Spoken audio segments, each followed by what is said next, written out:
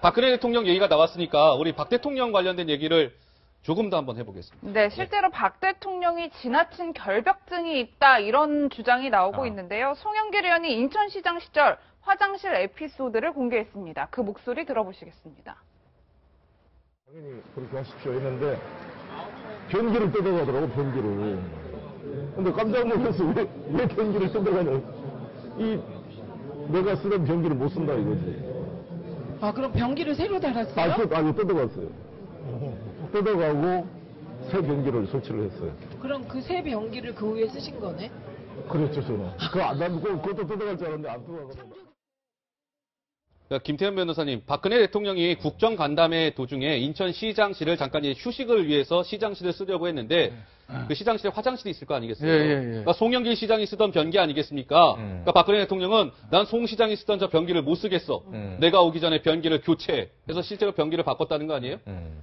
아니, 그러니까 여성 대통령이니까 남자가 쓰던 변기 쓰기는 뭐 좀 찝찝하게 할 거예요. 그러니까 그러면 청소를 좀 깨끗이 시키면 되지 변기를 뜯어가지고 무슨 리모델링까지 화장실 공사까지 새로 해주시나요? 근데 제가 하나 궁금한 거 인천시장만 그랬을까요? 아니 뭐 대통령이 인천시만 방문하는 거 아니실 거 아니에요. 그렇죠. 뭐 서울, 뭐 부산, 대구 다 가셨을 텐데 글쎄 다른 시청에 가셨을 다른 뭐 시도지사 관저에 가셨을 때는 변기 어떻게 제가 궁금한 게 만약에 인천시 갔을 때만 그렇게 하셨다고 그러면 송영길 시장은 되게 기분 나쁘지 않겠습니까? 왜 내 변기만 안 쓴다는 얘기지? 그런데 제가 사실 약간 농담적으로 그렇게 말씀드렸는데 이게요. 만약에 대통령 지금 업무 너무 잘하시고 국정 잘하시고 이렇게 하게 되면 아이 그래 여성 대통령이니까 뭐 그래 찝찝할 거 아니야 변기 바꿀 수도 있지 그거 뭐 얼마 한다고 이렇게 넘어갈 수도 있습니다. 근데 문제 상황이 그게 아니거든요. 대통령이 지금 앉아서 텔레비 보시고 밥 혼자 드시고 뭐 머리 풀르시면 밖에 안 나오시고 사람 안 만난다는 거 아니겠습니까? 국정이 지금 산으로 가고 있잖아요. 이런 상황에서 저런 얘기까지 나오니 국민들 마음속에 야 일도 못하는데 변기만 바꿔 얘기가 나오는 거 아니겠어요? 그러니까 이게 송영길 시장이 그렇게 언짢아하시지 않아도 됩니다. 이 송 시장의 저 변기 교체 사건이 나오니까 유사 사건이 우르르 나왔어요. 지금 우선 이 대통령께서 야당의 시장 그렇다 치자고요. 뭐 이제 썩 좋아하지 않을 수 있습니다. 그런데 이제 박근혜 대통령 그래도 군은 굉장히 사랑하지 않습니까? 안보, 대북 문제 투철한 분인데 인천의 해군 사령부 여기에 들려서도 화장실을 잠깐 쓰기 위해서 사령관실을 방문했는데 이때는 화장실을 쓰셨어요. 그리고 나서 변기가 교체됩니다. 언제든 거기 또 대통령이 방문할 수 있으니 변기를 교체해라. 근데 예를 들면 그게 지저분했으면 아마 군에서 많이 민망했을 것 같아요. 깨끗한 상태인데 그냥 무조건 바꿔라. 타일까지 다 바꿨다는 겁니다. 타일까지. 근데 교체했는데 그 다음에는 대통령이 방문한 사례가 없었다고 해요. 이게 다가 아닙니다. 부산 백스코 국제 행사가 있는데 여기는 별도의 화장실을 세팅을 하는 겁니다. 새로 수도관을 끌어와서 그리고 대통령이 다녀가신 뭐 몇 시간 후에 해체돼서 화장실이 사라진 거죠. 대통령 전용 화장실을 만들었다 없앤 거예요. 그리고 또 하나 아주 유명한 건데 이건 이제 런던 방문 때 영국 국빈 방문 때 궁에 들어가기 전에 5성급 호텔에서 1박을 하는데 청와대 측에서 매트리스 교체해달라. 우리 걸 쓰겠다. 호텔에서 거기서 요구하는 걸 맞춰줬다는 겁니다. 수도꼭지 바꾸고 그리고 이제 우리가 화장대라고 하죠. 거기에 거울, 조명, 뒤에 장막까지 새로 다 이제 교체했다는 거죠. 그래서 왜 이렇게 유별나게 하셨을까? 근데 이게 한 건 한 건 있을 때는 그냥 이때 뭔가 문제가 있었나 보다 그랬는데 이제 모아놓고 보니까 이게 특수한 사례가 아니라 일상적으로 저런 대통령의 결벽증이 외부의 행사에 나갈 때마다 국내에서거나 해외에서거나 있었다라고 하는 사례가 확인됩니다. 최영일 평론가께서 하나 빠뜨린 거 있었어요. 지난 4월에 박근혜 대통령이 해관보 정상회의에 참석하지 않았습니까? 그때 정상들 기념사진을 대통령이 못 찍어서 그때 좀 논란이 있었잖아요. 맞습니다. 알고 봤더니 저 사진이에요. 저 당시에 이제 박근혜 대통령만 모습을 보이지 않아서 단체 사진을 박근혜 대통령이 못 찍었어요. 나중에 뒤늦게 드러난 사실은 당시에 박근혜 대통령이 화장실을 가기 위해서 저 정상회담장에 있는 화장실을 난 못 쓰겠다. 숙소에 있는 화장실을 쓰겠다. 그래서 호텔 숙소를 다녀오느라고 저 단체 사진을 찍지 못했다는 이야기가 또 좀 전해지고 있습니다. 여성 정치인들에게 저런 상황 좀 일상적이다, 평범하다 이렇게 볼 수 있을까요?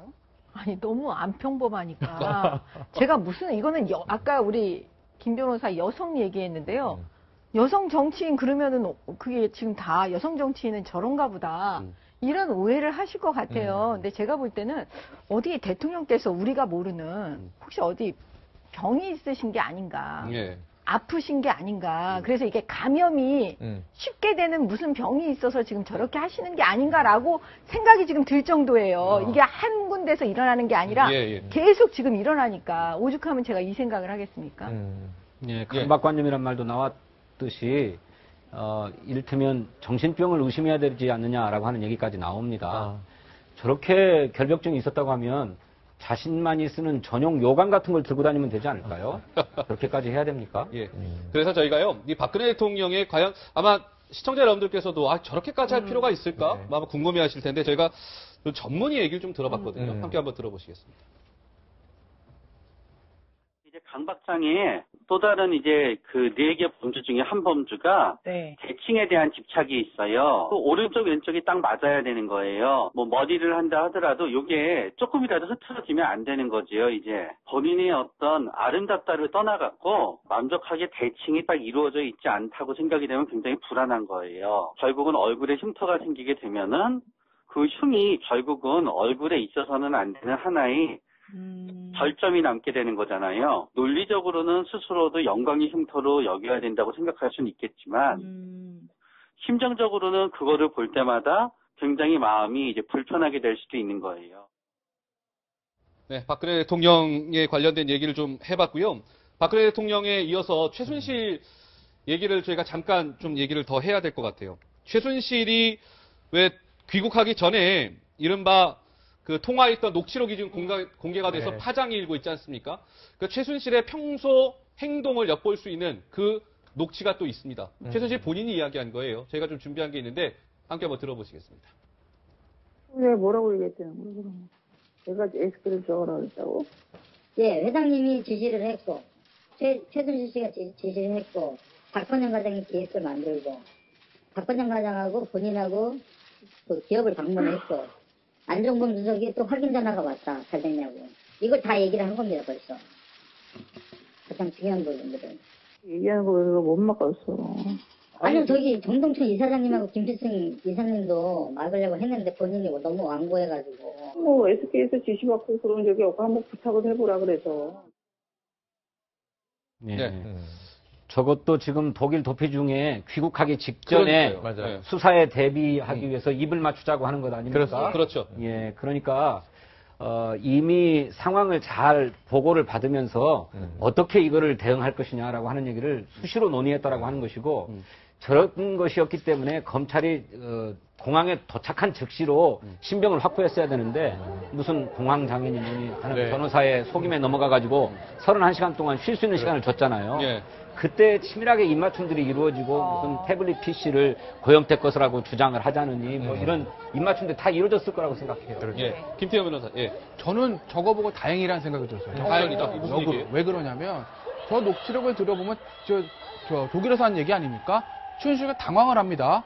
그때 물어보고 야 누구 들어가서 어떻게 진술했냐? 휴대폰 어떻게 됐어? 그때 막 수습하려고 하지 않습니까? 그렇죠. 그 얘기는 독일로 출국하다 전혀 대비를 못하고 갔다는 거예요. 만약에 최순실 씨가 야, 나 안 들어 독일로 도망가야 되겠다. 준비해. 해서 다 증거 없애고 말 다 맞췄으면 저런 안 하죠.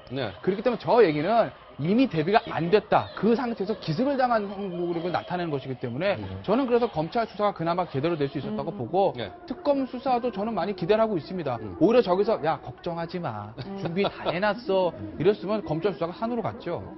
알겠습니다. 자, 저희가 아직도 좀 할 얘기가 저희 오늘 준비한 게 참 많았거든요. 근데 시간이 참 빠르네요. 자, 오늘 저희가 여기까지 말씀을 좀 네 분과 함께는 나눠봐야 될 것 같습니다. 말씀 잘 들었습니다. 고맙습니다. 고맙습니다.